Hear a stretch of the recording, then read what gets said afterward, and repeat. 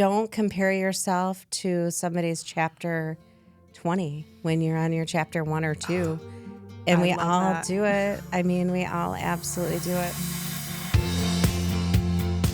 In this special edition of the Hope and Hairspray podcast, Kelly sits down with one of our many entrepreneurs that we have the privilege of working with. They share real stories that we know will inspire you. Enjoy.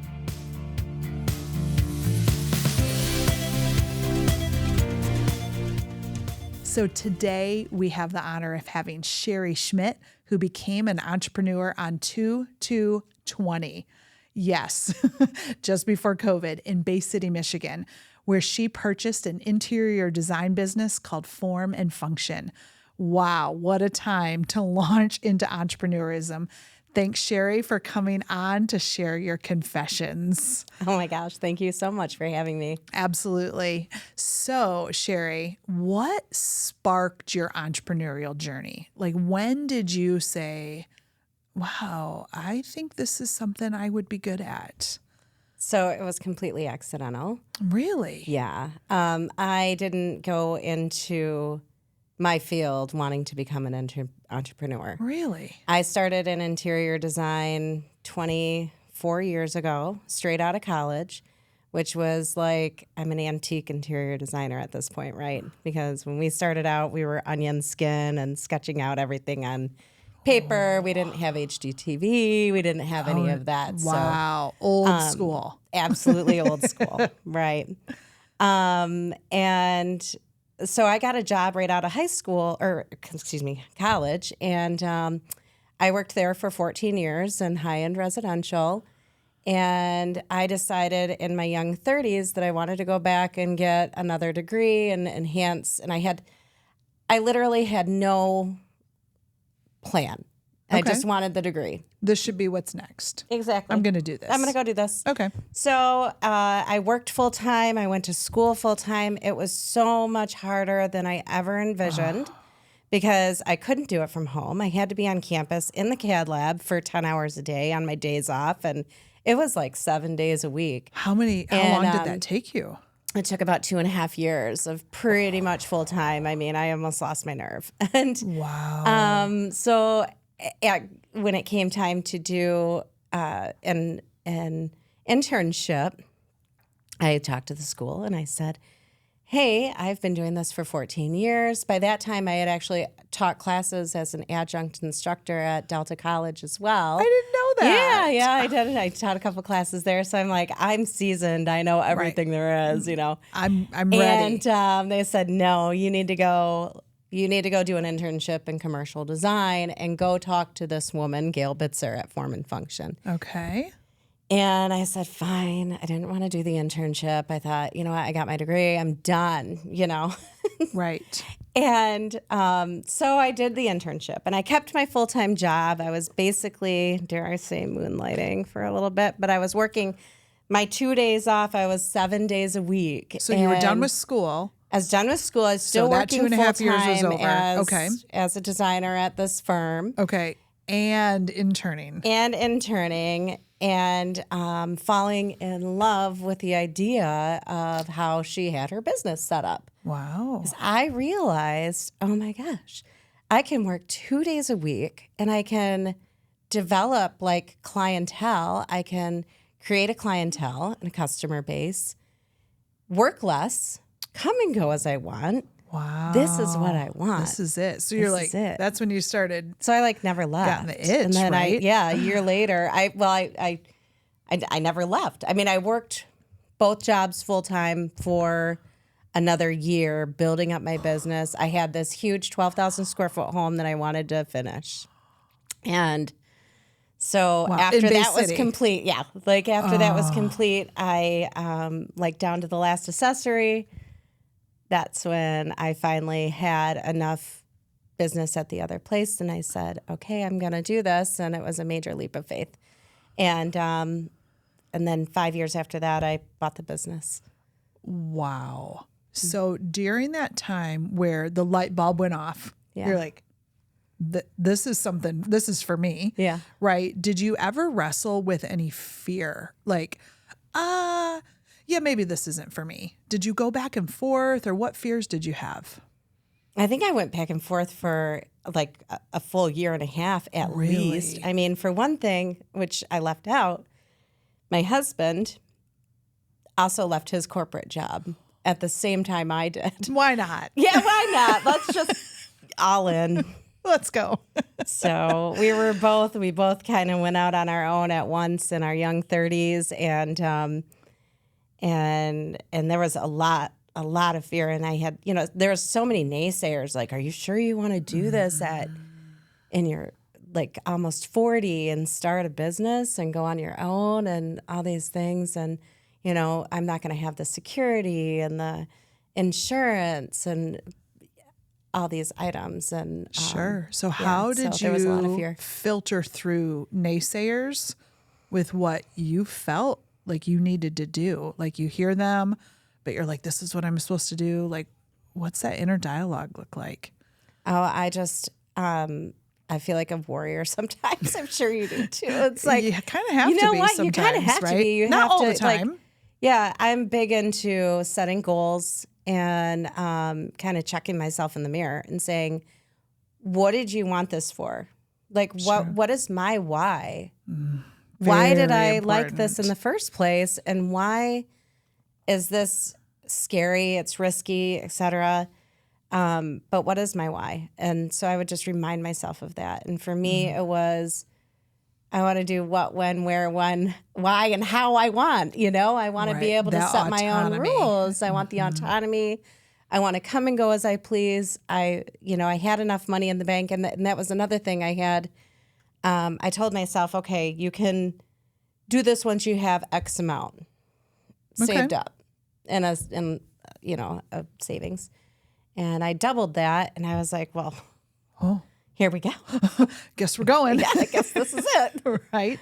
Yeah. So I love what you said about the why. If your why is not deep, cornerstone foundation of what you do, then it's kind of hard, because it's going to keep coming up, right? The challenges are going to keep coming. They come every day sometimes. Absolutely. Right? Yeah. And if you don't have that why, like if that's not firm and you're kind of shifty, right? If you're just like, yeah, this would be fun. I think I want to start my own business.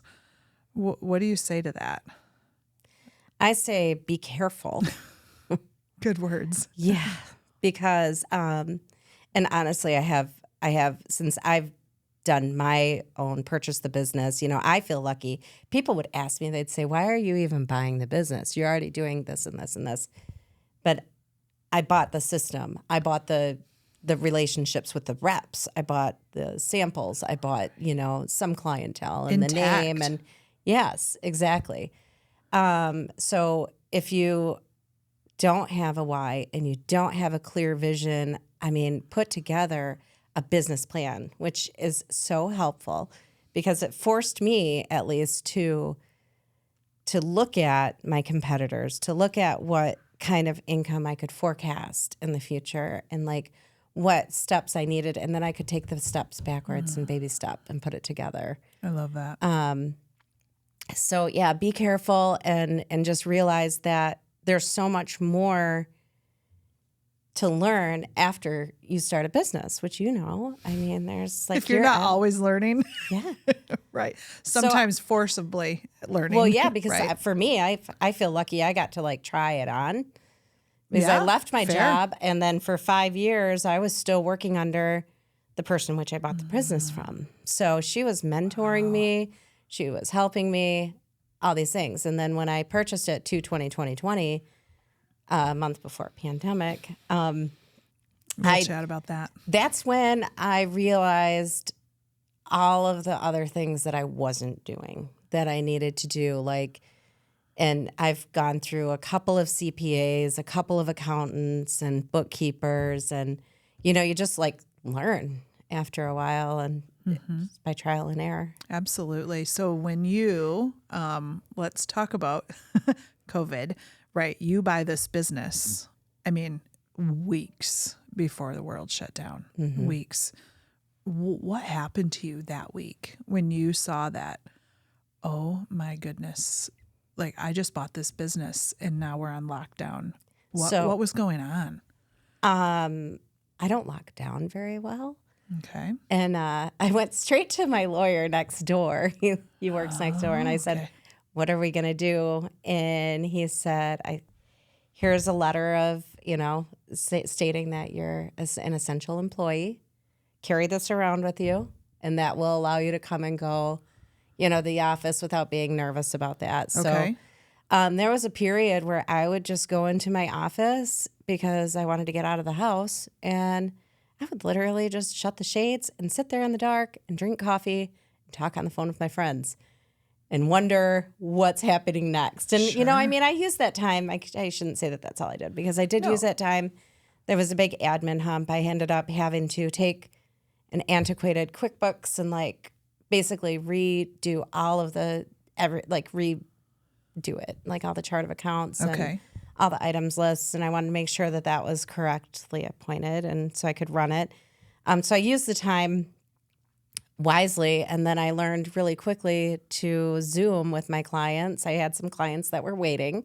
So I wasn't really afraid that way. Okay. But, there's that fear of how long is this going to last? Sure. Kind of in the back of your mind, like, oh boy. Yeah. But it sounds like you are proactive.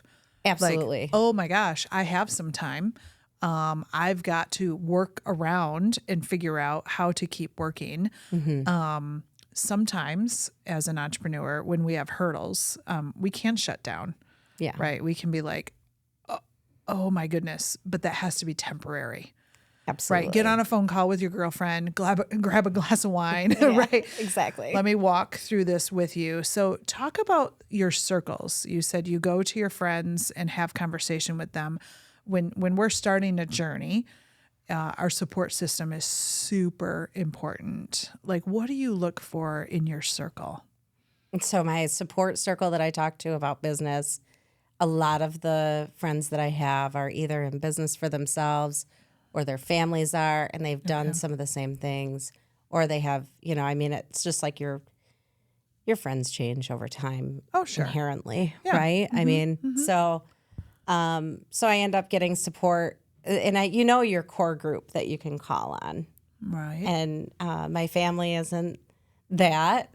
So, They're which personal. is fine. Yeah, Yeah. That's, Yeah. over here and I'm over there. So, Okay. yeah. So what qualities, what characteristics do you rely on in your group that you can go to on a business and a professional level? That I can speak to as a mentor, you mean? Yeah. Or Like, it's what are you looking for? Like, when you have your circle of people that you go to, what do you rely on them for? Is it is it just encouragement, or is it truth, or like what are you looking for when you go into that circle with an issue? Yeah, encouragement is always nice, but for me, I'm like pen and paper. I want to know how I can make my money work for me. I want to know some tricks and tips on taxes, and should I be an LLC or an S corp, and what should I do what should my business being paying for versus Sherry Schmidt paying for? How much should I expect to pay myself? What's a good number to look like? Because I just compare myself to like everybody else, I think, in the United States or the world and what they're doing. And I want to know, Right. like, where should I be? Like, Right. what should I be projecting for? And so I lean on other people to kind of feel out maybe. Like, for instance, I have this friend, Bill, and we call him Big Bucks Bill. Nice. He's awesome. And he started Pagetronic Verizon wireless stores, and he started them out of selling pagers back in like 1996 out of a box when he was working, and built it into a multi-million dollar company. Wow. Had like 10 stores in Maryland, and so he's a person that I can call and just say, I feel like I'm going to explode. I want to quit. What do I do? And his best advice to me is work for 5 years like nobody else will so that you can retire earlier than anybody else can. Wow. And I'm like, that's cool. Okay. Just keep on saying that. put my head down. Yeah. Yeah. And then he gives me tips too. And he has this lady that, helps me with my QuickBooks and my, back end office and all this stuff. So super helpful. Yeah. You can rely on him. Another thing that Sherry and I have in common, and that's where we met, is we belong to a women's executive roundtable. yes. And this group, I mean, when you go through COVID, you usually drop a few things. You realize what's super important to you in Right. your time, right? But this is a group you and I both are like, yeah, that is worth our time. And there's some dynamos in this There's some dynamos in there, that's for sure. I mean, I remember first going in and thinking, I don't know if I belong. But that's so not the case. Yeah, thank you. Right. That is so not the case. What you contribute, it's almost like a swap there, right? Like this is what I learned this month. You know, this might help your business, and then you we just are exchanging such valuable information. I joined them, nearly probably coming up on 20 years ago. Probably about 18. Wow. And that was one of the best decisions I've ever made, is that circle of women, right? So if your family's not in business, it's okay. They don't understand business things, right? And if you don't have a big tribe, right, find yourself a women's business group. Or just an internal network, period. And I mean, my gosh. because so many of my clients are business owners. So I found myself when I was at a client's house and we were, doing the last accessories or whatever, asking questions. And sometimes it probably, sounded like a freshman entrepreneur question. And they're going, oh, that's Sherry, whatever. But I mean, I needed it. Like, you don't know until you know. Like I tell my accountant, tell me things. I want you to tell me what I don't know. Because, I don't know the questions to ask until you tell me them. Sure. You don't know what you don't know. Exactly. We've talked about this before. 100 times. Surround yourself with wise counsel. I mean, that is probably the biggest tip I give female entrepreneurs is make sure you have the right circle. Yes. It's just as important to know who shouldn't be in your circle. Right. Right. But know who fits in your circle. And you don't have to know everything. No. I think that's another thing. We think we need to be an accountant and be a lawyer and be all these things. What did you walk through when you were putting together your business?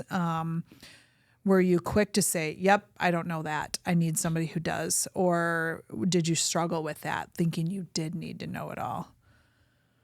I think a little bit of both. Okay.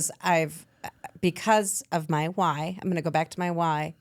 I want to do what, when, how, why I want and make my own autonomy and my own rules. So I never really walked into this wanting like hours. I mean, I'm by appointment on purpose so that I can lock my doors and I can go for a week if I need to and just like get out of Dodge. I think a lot of entrepreneurs think that they have to be there 24/7 or their business won't run without them. So right now I'm working on creating duplicatable processes so that I can train my hirees and my new designers or whoever I bring in my process so that I don't have to feel bad about leaving and I can just lock the door and do my own thing, a little bit more. For sure, we can get into such a rut that we're not replaceable. Yes. And that's the opposite of what you should want. I want to be replaceable. Things need to be replicatable. Yes. Right? You've got to be able to replicate this. If all your information's just swirling around up here, when you're gone, it's a disaster. Absolutely. Right? You don't want your staff to need you. Right? And so that, kudos to you. Thank you. And those systems take time. Yeah. Right? Like we've got to do this, but it's the teach a man to fish or feed him a fish. Right. Right. If you teach him to fish, you're off the hook, literally, right? You don't have to worry about it anymore. Yeah, you're going to eat. Yes, you don't have to worry about feeding him anymore. So that's very well done. So you get through COVID, things are, you've got your circle, you know what you know and you know what you don't know, and you're kind of piecing that together, and things are starting to you're starting to level out, right? Have you ever had a time where when things were just leveling out that you got hit, like clotheslined, like you just got like, oh my goodness, we just took a hole, we took a hole to the boat. Have you ever had something like that? What happened? I mean, and I thought, yeah. I mean, there's been times, well, with COVID, what happened was everything on, I think it was like May 7th, just in the construction industry opened back up in Michigan, at least on that, right around that day. And it was like people were just waiting. Like I've been looking at my house and now I realize it's ugly and come help. Or right. There's that too. Yeah. And then we had a flood, a 500-year flood, May 19th. And so that was a challenging year, but it was exciting because things were happening and like it was just big and, like, it was just like, yes, this is going to work. And then logistics happened with COVID and product was stuck in port and nobody wanted to work or like, my vendors, they were communicating from their homes and purchase orders would get lost or whatever happened. Lead times went from 8 weeks to like 30 weeks. I mean, sometimes, and you just never even knew when. And for us, we could take a deposit, but we don't get paid until the job is complete. So that stressful. Really, as you can imagine, my cash flow was not where it needed to be. It looked good on paper. But there were times when, so I think that was like the biggest, like, gobsmacked my face. Like, right. Oh my God, am I going to get through this period? And I need to, then there's always that perpetual fear, I say. So I've kind of just learned to like, develop my own way of coping at home so that I can be a good version for my employees. Absolutely. Yeah. So, and try not to show the fear. And it was hard sometimes. Yeah. I mean, it was really hard when I'm like going, oh my gosh. And then, you make it through it. It's fine. It's so important. Mm-hmm. It's not what I love about what you just said. And I think a lot of our listeners can identify is that it wasn't that you weren't fearful, right? The fear is real. It's very real. You can feel overwhelmed. You can feel like, I don't know how I'm going to make payroll this month, right? That's real. Yeah. But it's, I need to understand how I can deal with that, right? And let my employees know that there's stability. Right. Right. That's important. It doesn't mean you're not giving them the truth. Right. But there's a delicate balance, right? Absolutely. Between having the fear and being truthful, but not fearful. Fearful. Yeah. Right. Right. So how have you managed that now that you have a team? So at a personal level, I have a daily routine that I've developed. And every morning, this is like without fail, I get up and I grab a coffee and light a candle and I say 15 to 20 minutes of like just me time, prayer, meditation. And that's how I start my day. That's like my rule. And I have to have that time for me. And then I usually go and do a little workout. I might go for a bike ride in the summer or something and get outside and just take care of me because I tell people, the interior of your home is the exterior of you. So if I'm not, I got to take care of the inside of me. So true. So that my exterior can shine. Absolutely. If we're not taking care of ourselves. Right. Because when you're an entrepreneur, a lot of times you're putting a lot on the line. Yep. Right. And it's some days are riskier than others, right? But when you put yourself at risk, right, mentally, Yeah. Emotionally, spiritually, physically, right? So well done. Well done you. that you're doing that. Thank you. What change have you seen since you've implemented your daily routine? Oh, I feel like I'm able to handle stress and the stresses that are thrown at me from day to day better. I feel like the communication that I have with my clients is a little bit more gentle because maybe I'm giving myself a little bit more grace, and I'm giving that like it's okay for this to happen. And I've realized, I mean, it's only 3 years, the full years that I've had the business as the owner. But through those 3 years, I think I've just learned that everything's going to be okay. It's going to end up fine. You just got to give it time. And it's, just kind of dance with it. You do. Yeah. I remember having a conversation with you. This is something I tell a lot of people, but they've never been this in my analogy. I talked about tree skiers. Oh, yeah. Right. And Sherry's like, I ski through trees all the time. And I'm like, Oh my gosh. wow, I've never met one. I usually just give the analogy, but when you I already forgot about that. are a tree You gotta tell the skier, listeners. right? This Yeah. is great. So when you are faced with obstacles and challenges and daily stuff can be large or small, right? But you're going to be faced with them. But when you're faced with them, you have a choice on what you focus on. So when you are a tree skier, I always ask people, what do you focus on? And people are like, oh, you got to watch the trees. And you're like, no, you got to watch the path. You got to pick a line, and the trees don't move. You do. Right. You move around the trees. Absolutely. Yeah. I mean, if you focus on the trees, Yeah.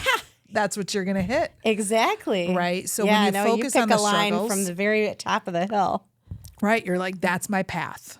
I'm going to go down that path. I'm going to put my head down and I'm going to get there. And that speaks to your fortitude, Sherry, right? Thank you. Like you have these challenges, but you're like, listen, we are going to get through because I've picked a path and we're going to follow it. And your team, statistics and research has shown that teams follow you, number one, if they trust you, right? And the other three are stability, hope, and compassion, right? And stability is we're going to pick the path and we're going to stay the course. Right. We can't be freaking out. I mean, it's not that they can't see that part of us. Right. But so I just love that you're like, yeah, I ski through the trees all the time, but you pick a path. Yeah. And I think you apply that to your business as well. Your confidence is radiating. I love that about you. And you are like, this is what we're going to do. Sometimes it's going to work. Hopefully most of the time. I mean, it's been pretty good so far. I can't lie. I'm happy. Yeah, you would be astonished at the jobs you do. I love bragging about you because you'd just be astonished at the jobs Sherry does with her team. Small team, powerful team that they put out. But talking back to the female entrepreneurs that are thinking about, like they're in the starting blocks, they're ready to launch. You talked about having their why, but what type of fortitude do they need to have to get through those first couple of years? I mean, just be grateful for what you have, for where you've come from. Don't compare yourself to somebody's chapter 20 when you're on your chapter 1 or 2. And we all do it. I mean, we all absolutely do it, but it's comparisonitis, and it's like, it's hard to get around, isn't it? I mean, but for me, it's like, that makes me want to do better every time. And whenever I hit a goal, I write my goals out. I have my girls write their goals. I mean, we sit down in the conference room at least a couple times a year. And I put on music and I light candles. And I'm like, okay, you guys, pick a date. We're going to pick a date, 3 years out or something. And I want you to write what your story looks like in 3 years. This date, 3 years from now, what does it smell like? What does it look like? What are you doing in your job, in your home life? And wherever. And I don't make them share it with me. It's for them, but I might make them share one goal for the job. For sure. So I can make sure that like they're on the right trajectory. So yeah, just be grateful for what you have. I mean, gratitude is attitude, truly. It's so huge. So the gratitude and pick a path. That goes back to you picking a path. You're asking them to pick a path too. Yeah. Right. So stay the course. Being an entrepreneur is a lot about grit. Yes. Right. So we are so grateful that you came in today to share your inspiration and your stories. But how do people find you? Like, are you on social media or how would they find you? I am. You can find me on my website at formandfunctionbc.com. So B as in bay, C as in city. And at the bottom of our website, there's a link to our Instagram and our Facebook. And you can reach out to me by email. I would love to ask or answer any more questions that you have.